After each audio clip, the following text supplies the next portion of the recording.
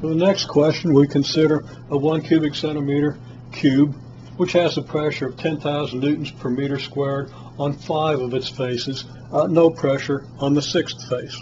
So here's your cube, and of course I held up an example of a domino, and we counted the sides to make sure there are really 6. Okay, so you should work this out. And the question is, what's the net force on that cube if we have this pressure on each of the 5 faces? The cube has a edge length of 1 cubic centimeter. Okay, well, you should work that out, but it's going to look something like this. We have a 1 Newton force here, 1 Newton force here, 1 Newton force here, 1 Newton force here, 1 Newton force here. 1 Newton being the force that we get from a pressure of 10,000 newtons per square meter on a 1 square centimeter face. Okay, square centimeter is a 10,000th of a square meter, so if we have 10,000 newtons per square meter, that gives us 1 Newton of force. Now, if we have 1 Newton of force in each of these faces, well, the front and back faces will then experience forces that are equal and opposite, so that those forces contribute nothing to the net force. And the same on the 2 sides. Now, the force from the top is acting down, and I've chosen to have the bottom be the side that has no pressure on it. So we have a 1 Newton force here and nothing to counter it here, so we have a 1 Newton force downward.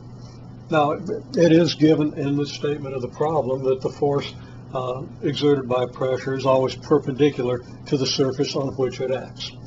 Okay, so on any face, our force is 10,000 newtons per square meter times 1 square centimeter, which is 1 Newton. So now we have a net force of 1 Newton toward the face with no pressure. That's the bottom. Face with no pressure is the bottom, so we have a force toward the bottom, in other words, a downward net force. The next question is, how much work is done by that force if the cube moves 1 centimeter? You should work that out. Okay, well, we have a net force of 1 Newton. We move 1 centimeter. The work is force times displacement. 1 Newton multiplied by 1 centimeter is 0.01 joule. Again, that should be a very straightforward calculation. I'm not going to go through the details of it at this point. Okay, now the next question is, if the cube was originally stationary, then what's going to be its velocity after it's moved that 1 centimeter? You should work that out. You should reason that out.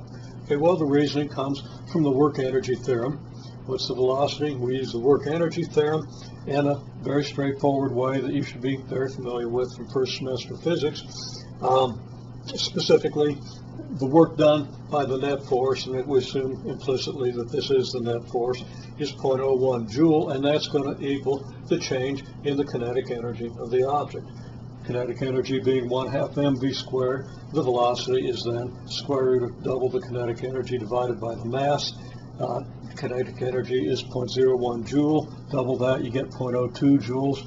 You divide that by the mass, and it was stated, and it's stated in the problem, I didn't put it anywhere on the board, that this cube has a mass of 2 grams. Okay, so the mass of whatever this cube is made of is 2 grams. And this then means that the cube will attain a speed of 3.1 meters per second. And this calculation is very straightforward. The units are straightforward. And I assume that all that is very clear in light of what you know about first semester physics.